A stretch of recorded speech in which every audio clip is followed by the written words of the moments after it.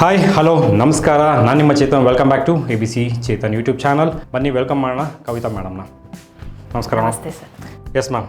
ಇವತ್ತು ಈರುಳ್ಳಿ ಕಾವು ಅಂತ ಹೇಳ್ತೇವೆ, ಈರುಳ್ಳಿ ಗಣೆ ಅಂತೇವೆ, ಸ್ಪ್ರಿಂಗ್ ಆನಿಯನ್, ಅದರದ್ದು ಗೊಜ್ಜು ಮಾಡ್ತಾ ಇದ್ದೀನಿ. Okay ma'am.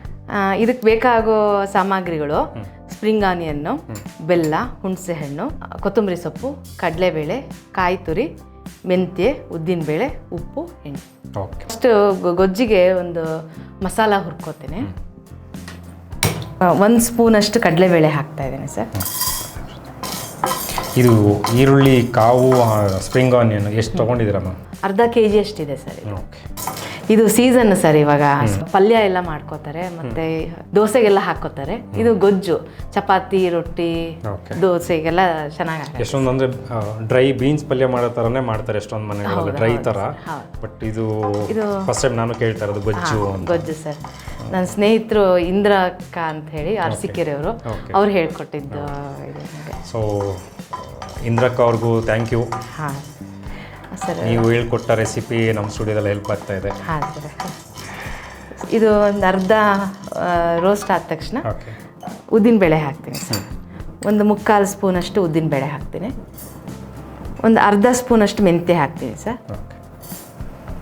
ಜಾಸ್ತಿ ಹಾಕಿದ್ರೆ ಕೈನೂ ಬಂದ್ಬಿಡುತ್ತಲ್ಲ. ಹಾಂ ಹಾಂ. ಇದಕ್ಕೆ 7-8 ಒಣ ಮೆಣಸಿನ್ಕಾಯಿ ಹಾಕ್ತಿದ್ದೇನೆ. ಬ್ಯಾಡಗಿ ಮೆಣಸಿನ್ಕಾಯಿ ಮತ್ತು 1 ಗುಂಟೂರು ಹಾಕ್ತಿದ್ದೇನೆ ಸರ್. ಹುರಿದಿದೆ, ಈಗ ತಕ್ಕೊಂಡ್ಬಿಡ್ತೇನೆ.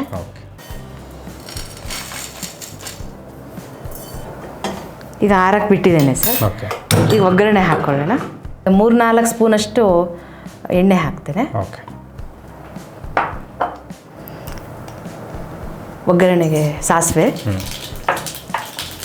ಈಗ ಕಟ್ ಮಾಡ್ಕೊಂಡಿರೋ ಸ್ಪ್ರಿಂಗ್ ಆನಿಯನ್ ಹಾಕ್ತೇನೆ. ಮೊದಲೇ ಬಾಡಿಸ್ಕೊಬೇಕಾ? ಹಾಂ ಸರ್, ಇದರಲ್ಲಿ ಎಣ್ಣೆನಲ್ಲಿ ಬಾಡಿಸ್ಕೊತೇನೆ.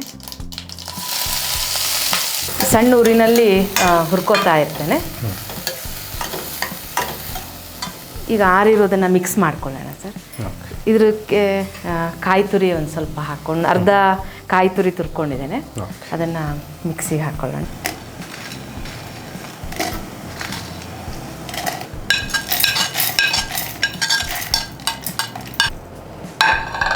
ಸೊ ಇವಾಗ ಮಿಕ್ಸಿಗೆ ಮೆಣಸಿನ್ಕಾಯಿ, ಕಡಲೆಬೇಳೆ, ಉದ್ದಿನಬೇಳೆ ಹಾಗೆ ಮೆಂತ್ಯ ಎಲ್ಲ ಹುರ್ಕೊಂಡಿರೋದನ್ನು ಮಿಕ್ಸಿ ಮಾಡ್ತಾಯಿದ್ರು. ಅದ್ರ ಜೊತೆಗೆ ಸ್ವಲ್ಪ ತೆಂಗಿನಕಾಯಿನ ಆ್ಯಡ್ ಮಾಡ್ತಾ ಇದ್ದಾರೆ.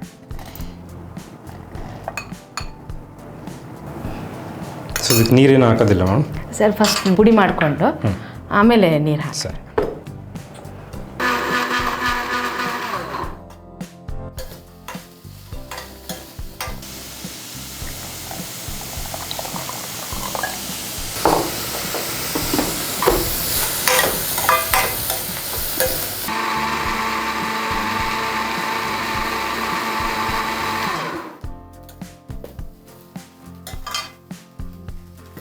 ಸರಿ, ಈಗ ಸ್ವಲ್ಪ ಸ್ಪ್ರಿಂಗ್ ಆನಿಯನ್ ಸ್ವಲ್ಪ ಮೆತ್ತಗಾಗಿದೆ.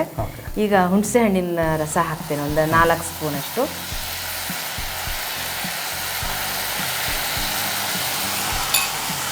ಮತ್ತು 1 ಹಳಿ ಬೆಲ್ಲ ಹಾಕ್ತೇನೆ.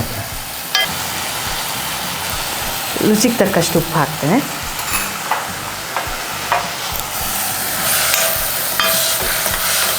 ಸೊ ಬೆಲ್ಲ ಆಪ್ಷನ್ ಅಲ್ಲವಾ? ಹಾಂ ಸರ್, ಇಷ್ಟ ಇದ್ದವರು ಬೆಲ್ಲ ಹಾಕೋಬೋದು.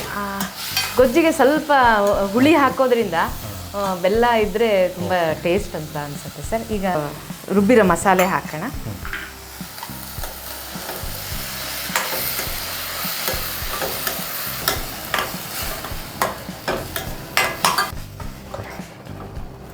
ಒಂದು ಕುದ್ಮೇಲೆ ಕೊತ್ತಂಬರಿ ಸೊಪ್ಪು ಹಾಕಿಬಿಟ್ಟು ಮುಗಿಯುತ್ತಾ? ಹಾಂ ಸರ್. ಓಕೆ.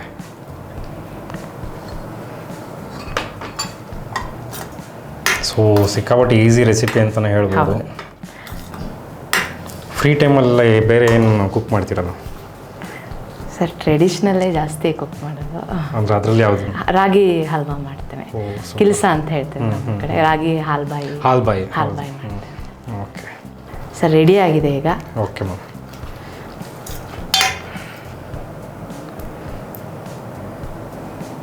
ಈರುಳ್ಳಿ ಸೊಪ್ಪಿನ ಗೊಜ್ಜು ಅಥವಾ ಈರುಳ್ಳಿ ಗಣೆ ಗೊಜ್ಜು, ಈರುಳ್ಳಿ ಕಾವು ಗೊಜ್ಜು ರೆಡಿಯಾಗಿದೆ ಸರ್. ಟೇಸ್ಟ್ ಮಾಡಿ. ಇವತ್ತು ನಾನು ಹೊಸ ಪದಗಳನ್ನ ಕಲ್ತಂಗಾಗಿದೆ. ನಾವು ಇಷ್ಟು ದಿನ ಈರುಳ್ಳಿ ಹೂವು ಅಂತ ಅಂದ್ಕೊಂಡು ಮನೆಗೆ ತಂದು ಅಡುಗೆ ಮಾಡ್ತಾಯಿದ್ವಿ.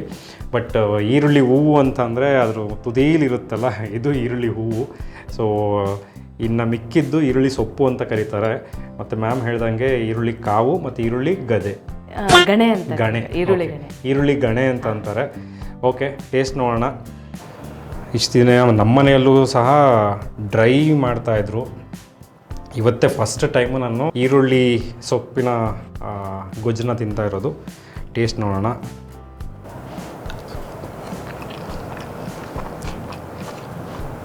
ಹೊಸ ಟೇಸ್ಟು ನನಗಂತೂ. ಟೇಸ್ಟ್ ಚೆನ್ನಾಗಿದೆ. ಬೆಲ್ಲ ಹಾಕಿರೋದು ಅದು ಇನ್ನೊಂದು ಥರ ಬೇರೆ ಥರನೇ ಟೇಸ್ಟ್ ಕೊಡ್ತಾ ಇದೆ. ಈ ಕಡೆ ಖಾರನೂ ಅಲ್ಲ, ಈ ಕಡೆ ಸ್ವೀಟೂ ಅಲ್ಲ, ಈ ಕಡೆ ಹುಳಿನೂ ಅಲ್ಲ, ಎಲ್ಲ ಈಕ್ವಲ್ ಆಗಿ ಮಿಕ್ಸ್ ಆಗಿ ಒಳ್ಳೆ ಟೇಸ್ಟ್ ಕೊಟ್ಟಿದೆ. ನೀವು ಟ್ರೈ ಮಾಡಿ. ಹಾಗೆ ಹೇಗೆ ಬಂತು ಅಂತ ಕಮೆಂಟ್ ಮಾಡಿ ತಿಳಿಸಿ. ಸೊ ದಟ್ ನಮ್ಮ ಗೆಸ್ಟ್ಗಳಿಗೆ ಖುಷಿ ಆಗುತ್ತೆ ನಿಮ್ಮ ಕಮೆಂಟ್ಸ್ಗಳು. ಮನೇಲಿ ನಾವು ಮಾಡೋದನ್ನು ಮರಿಬೇಡಿ, ಟ್ರೈ ಮಾಡಿ without miss. Thank you so much. ಹೀಗೆ ಬರ್ತಾ ಇರಿ ಹೊಸ ಡಿಶ್ ಜೊತೆಗೆ. ಆಗಲಿ.